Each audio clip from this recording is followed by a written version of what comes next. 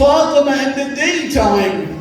That is one thing that stands out and is rather strange. The other is she says to him, Ya Abul Hasan, when you bathe my body, don't take my clothes off. Wash me from above the clothes.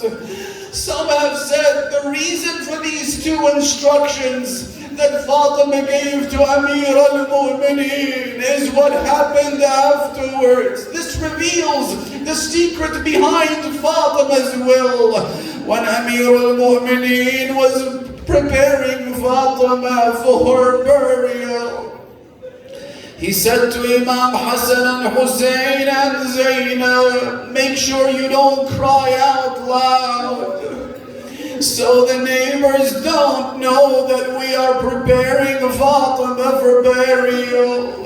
If you're going to cry, then cry in a soft voice.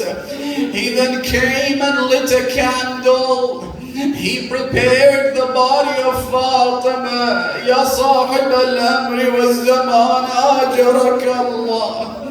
Asma bint Unais was giving the Imam water so he could wash his wife. She says that as Ali was washing Fatima, suddenly I saw him go into a corner of the room. He put his head against the wall and burst into tears. I said to him, Ya Amir al-Mu'mineen, you have every right to cry. You have lost Fatima, but you told us not to cry loudly. Why are we seeing you cry like this now? He said to her, Ya Asma, don't blame me. As I was moving my hand to wash Fatima, I reached an area over her rib cage. فَوَجَدْتُ خَسْفًا فِي صَدْرِهَا. I found a recess in the chest of Fatima, meaning there was no rib to speak of. This is what they did to my wife behind the door, and she never told me.